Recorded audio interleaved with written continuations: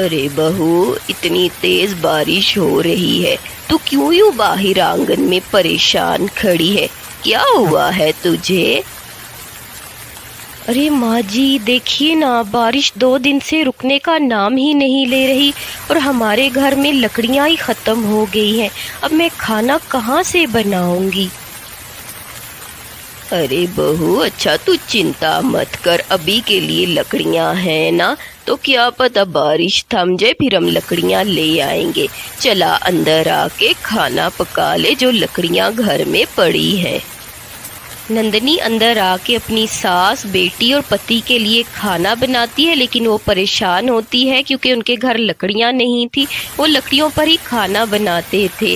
तो बारिश 2 दिन से रुकने का नाम नहीं ले रही थी, जिसकी वजह से उनके घर में अनाज भी कम पड़ गया था और लकड़ियाँ भी। परेशान होती है नंदनी, तो उसका पति उससे पूछता है कि वो इतनी परेशान क्यों है। फिर वो अपने पति को बताती है, जी देखिए ना, बारिश थमने का नाम ही नहीं ले रही। घर में जो लकड़ियाँ थी अभी के लिए खाना बन गया। अब मैं रात का खाना कहाँ से बनाऊंगी? लकड़ियाँ तो बिल्कुल नहीं है घर में। अरे हाँ, परेशानी की तो बात है, हम तो रह लेंगे, लेकिन चुटकी ये तो छोटी है, इसका क्या करेंगे? ये कैसे भूखी रहेगी? चलो अच्छा, अभी खाना खा लो, फिर मैं देखता हूँ, कुछ करता हूँ। सारा परिवार उस वक्त तो खाना खा लेता है, लेकिन उसे परेशानी लगी थी कि बारिश नहीं रुक रही, तो लकड़ियाँ कहाँ से लेकर आए। पूरा परिवार यूं ही बैठा देखता रहता है, बारिश रुकने का इंतज़ार करता है, लेकिन बारिश ही नहीं रुकती। तो पूरा परिवार और परेशान हो जाता है।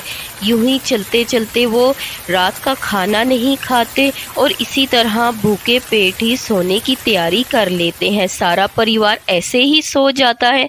तो थोड़ी ही देर में बारिश इतनी तेज़ होती है कि उनके घर के अंदर पानी जमा हो जाता है।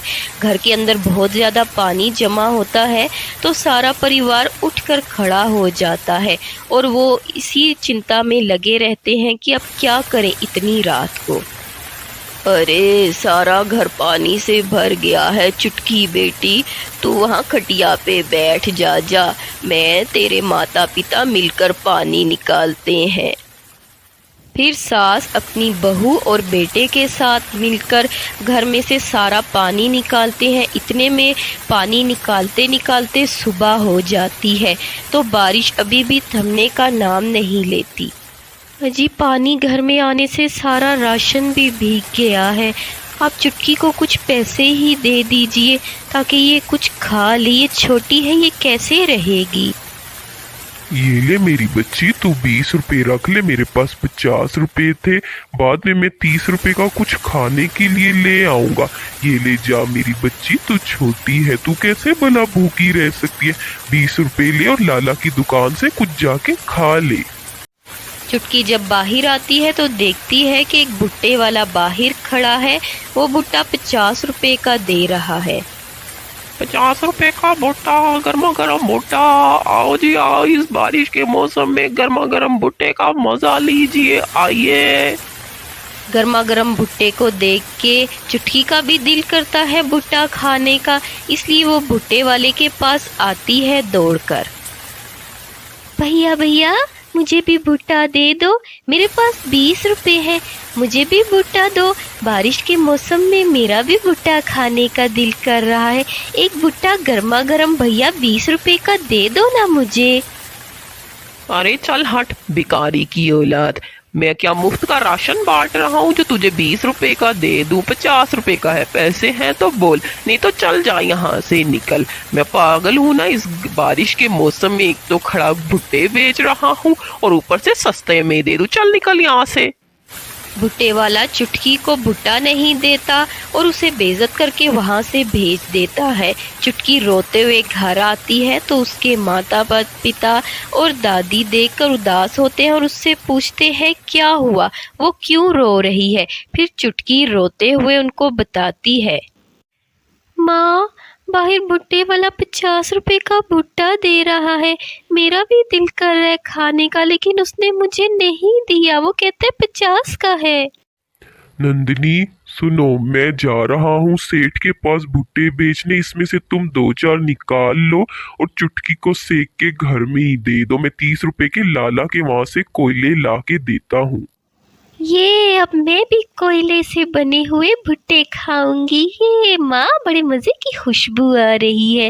माँ जल्दी जल्दी पका के दे दो ना भुट्टे, मैं भी गर्मा गर्म भुट्टा खाऊंगी। ये बारिश अब रुक जाती है तो चुटकी के पिताजी जाकर भुट्टे बेचने के लिए चले जाते हैं और उसमें से थोड़े से भुट्टे निकालकर अपनी बेटी को खाने के लिए दे देते हैं। चुटकी के पिता की अपनी फसल थी भुट्टे की, इसलिए वो भुट्टे बेचने के लिए जाते हैं और थोड़े से घर में छोड़ जाते हैं। जब वो बेचने के लिए सेठ के पास आते हैं तो सेठ कहता है कि सिर्फ 200 रुपये एक बोरी का देगा, जिसे सुनकर चुटकी के पिता परेशान हो जाते हैं।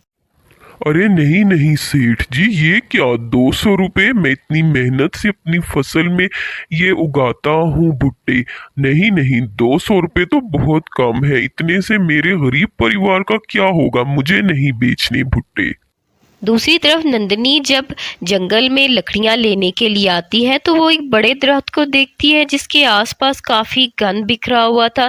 फिर वो उस गंद को समेटने लगती है और दरख्त को अच्छे से साफ करती है। नंदिनी ये सब साफ कर ही रही थी कि वहाँ अचानक से कुछ लकड़ियों का गड्ढा आ जाता है। नंदिनी ये सब महसूस नहीं करती। फिर थोड़ी ही देर में वो सफाई करके खड़ी हो जाती है। अरे ये लकड़ियों का गड्ढा कहाँ से आया? अभी तो नहीं था। चलो अच्छा, मुझे वैसे भी लकड़ियाँ चाहिए, मैं यूं ही इन्हीं लकड़ियों को घर लेके चली जाती हूँ।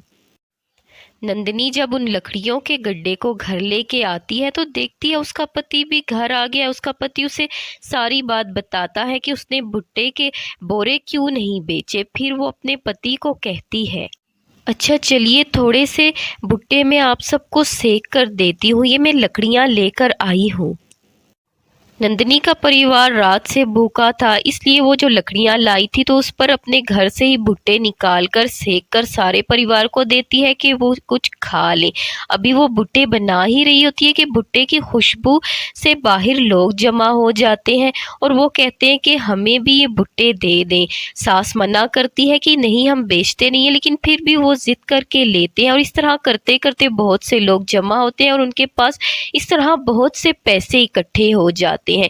वो भी ये सब सोचते हैं कि क्या हुआ। फिर अचानक भुट्टों से एक सुनहरी रोशनी निकलती है और अचानक कोयले बात करने लगते हैं। नंदिनी, हम जादुई कोयले हैं और इन्हीं की खुशबू से सब लोग यहाँ आ रहे हैं। तुम अब इन्हीं पर भुट्टे सेक कर बेच सकती हो और पैसे कमा सकती हो। नंदिनी फिर उन्हीं जादुई भुट्टे पर घर के आंगन में ही यूं ही भुट्टे सेक सेक कर लोगों को देती। खुशबू सूंघकर बहुत से लोग वहां जमा होते और उसे कहीं बाहर भी जाने की ज़रूरत ना पड़ती। इस तरह उनकी अच्छी खासी कमाई होने लगी थी। अब बारिश का मौसम हो, जैसा भी दिन हो, उन्हें खाने पीने के लिहाज से कभी मसला ना होता और वो रोज़ अच्छा खाना खाते।